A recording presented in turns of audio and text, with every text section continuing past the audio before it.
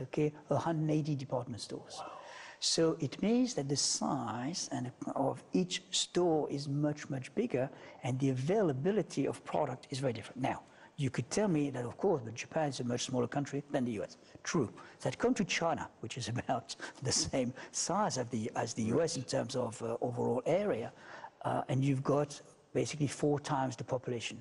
I don't think we'll ever have 4 times the number of stores we have in the US. I don't think yet, so. Or No, I don't think that.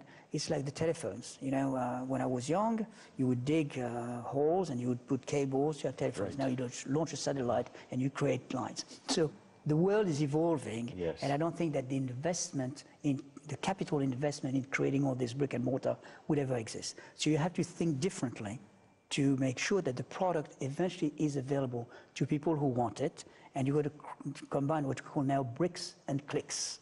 Okay, bricks from bricks and mortar, and the clicks from the web. And the bricks have the advantage of talking to your salesperson or talking to your employee. And demonstration. Yeah, demonstration and testing the product and then going home and thinking, well, actually, that's good. But you can't, with 1.3 billion people in China, I'm sure you can't hire enough people to reach all those. So what percentage will be in the stores and online? Today, it's very early days because, maybe 10%? Today, no, not yet. Today, well, in China, it's maybe 2 or 3%. Okay. And even in the rest of the world, it's still small.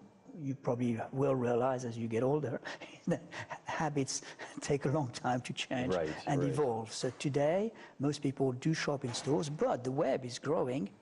And the 80s and 90s generation in China, they are used to ordering online. You know, they almost order everything online, even small little erasers or pencils. Yeah. And to me, it makes perfect sense because what I call the opportunity cost of getting to a car, going to a store, parking the car all the time, waiting, spent, right? It has to be for a reason. If it's just for a product that you know, you might as well buy it on the web. Sure. So that's why the nature of the way we interact with consumers is evolving quite rapidly. Right. And therefore, to me, the bricks and the clicks are the same. It's the same consumer wanting something in a different way, a different moment, if you will. On March 15, 1954, Clarins was established at number 35 Tronchet Street in Paris. There, its founder, Jacques Courtine Clarins, started its first spa. Jacques was an enthusiastic medical doctor who invented and designed beauty machines, massage devices, and skincare products of photo extraction. And he has laid a solid foundation for today's Clarins. Will you use that spa approach in China in the Very future? much so. Okay. Very much so, if you will. There are 2 ways of looking at it. One is that spas for us are a way to demonstrate our difference and our expertise. It's also a business in itself, but we don't want to be spa operators as such. We want to provide the expertise, and we want to link what we do at retail with the spa. So not only are we proud of the way we demonstrate the product through a sample, we are very proud of the way we apply the products because they make our products even more efficient. But does this mean you have to open more spas all around China? Absolutely. It's quite expensive, isn't it? It's expensive, and there again, there are different regulations. So the regulations are quite stringent, and so we have to find the proper ways. We've got only 4 spas so far, and so it's a matter of rolling it out. And so that's why I'm seeing tons and tons of opportunities. Clarins is famous for products of photo extraction. Even though it has been founded for more than 50 years, the company has only 167 kinds of products. So Clarins' strategy is not to release an ongoing series of new products, but to upgrade its classic ones. They believe this is the best method for permanent innovation.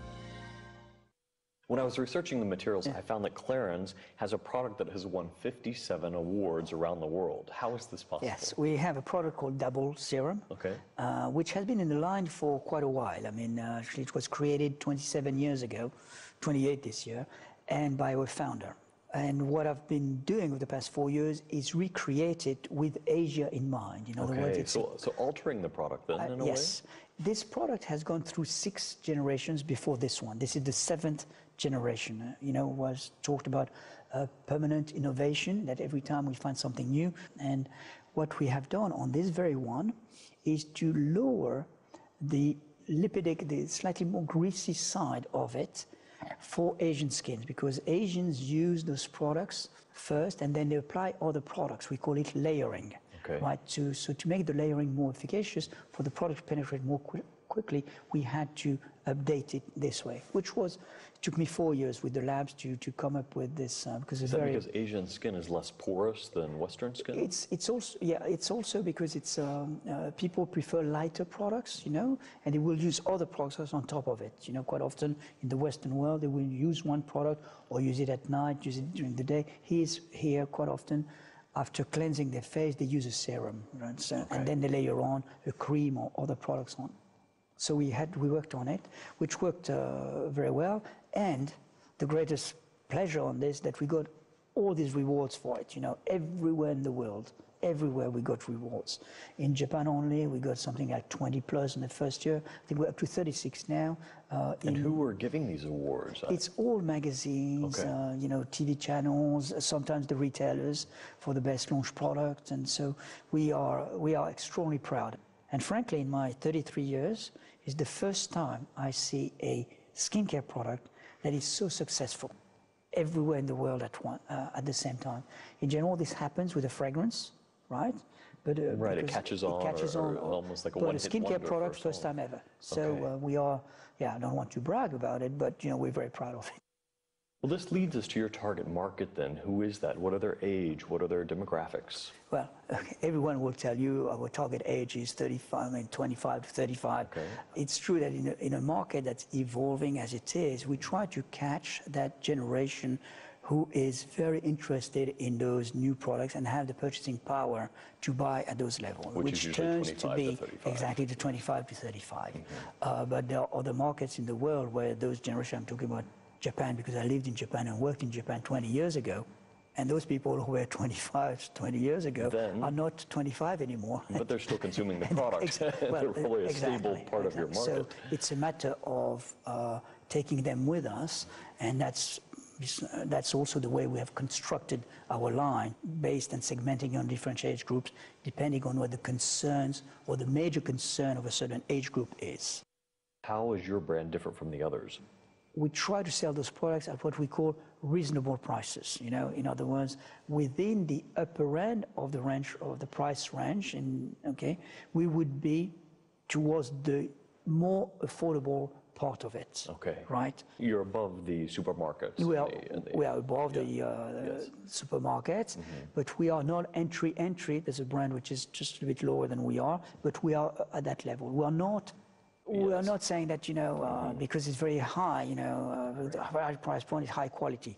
Some consumers feel that because, you know, the more expensive it is, and that's their satisfaction, fair enough, that's them, What we try to do is, from here, get some people, that's the mass market, and that's the very high price points, We try to say, come to us, The danger is, people will say, oops, it's not that expensive, so maybe I should stay there. And so we will say, I'm going to buy there. What you've got to do is change it. And how are you changing it? By creating all the qualitative aspect of the brands. And that's where you work on what the brand looks like, what the brand offers as service, what we tell, the stories we tell. Philip Shearer was born in Morocco to Franco-British parents. America was later to become his country of adoption. After graduating from university in Paris, he obtained an MBA from the Johnson Graduate School of Management at Cornell University. He has rich experience in the cosmetics business, and he has lived in nearly every continent in the world and worked for the sector's leading companies, including Eli Lilly and Company and L'Oreal Group. Now he's devoting himself to Clarins, and what will he bring to this corporate family? I know your competitors use celebrities to be spokespeople for their brands, but I know the Clarins approach is not to do that. So how do you reach the influencers in a group? First of all, we believe that every person is beautiful in his own ways. And so we respect... So you don't need the celebrities. Respect everyone's beauty. The second thing is that we're very honest people. And with all due respect for celebrities who might be or not be beautiful, that's not the point. I don't think that I believe in the marketing saying, this is the face, use my product, you're going to look like him or her. I don't think that's our approach. It's more what do you have to do with the product offering we have to enjoy yourself and to be, quote, beautiful? Now, how do you influence and how do you get there, right? First, we do, of course, like most people, we do some advertising. Advertising is more about, what the product does and the benefits that it will have. So our founder was excellent at copywriting. I think we may have lost a little bit of it. Coming up,